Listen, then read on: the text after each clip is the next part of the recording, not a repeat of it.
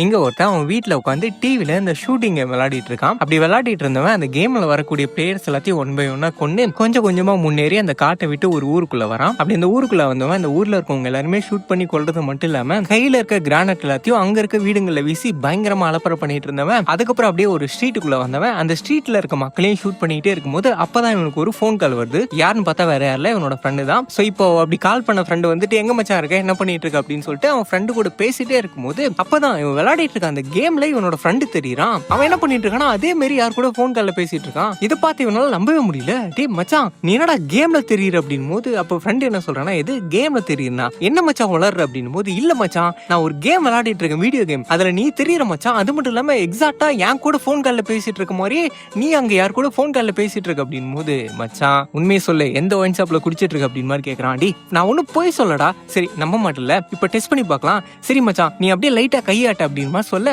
அந்த ஃப்ரெண்டும் சரி அப்படின்னு சொல்லிட்டு அவன் வந்து கையாட்டுறான். அப்படி அவன் ரியல்ல கையாட்ட இங்க கேம்லயும் அதே மாதிரி கையாட்டுறான். டேய் மச்சான் நீ சொன்னா நம்ப மாட்ட, நீ அங்க என்ன பண்றியோ அதே மாதிரி கேம்லயும் பண்ணிட்டு இருக்கடா அப்படின்னு போது, மச்சான் இங்க பாரு, காலங்காத்தால உனக்கு தெரியாம போன் பண்ணிட்டேன், இப்படி எனக்கு கடுப்பேத்தாது அப்படின்ட்டு, சரி மச்சான் நீ என்ன கேம் விளையாடிட்டு இருக்க அப்படின்னு கேட்க, வேற என்ன ஷூட்டிங் கேம்டா அப்படின்னு. ஓ ஷூட்டிங் கேமா, அப்ப கண்டிப்பா நீ கையில கண்ணு வச்சிருப்ப, சரி கேம்ல இருக்க என்ன ஷூட் பண்ணு அப்படின்னு மாதிரி அவன் சொல்ல, சரி மச்சான் அப்படின்னு சொல்லிட்டு இவன் ஷூட் பண்ண. அப்படி ஷூட் பண்ணா இங்க ரியல்லி யாரும் அவனை ஷூட் பண்ணிடுறாங்க.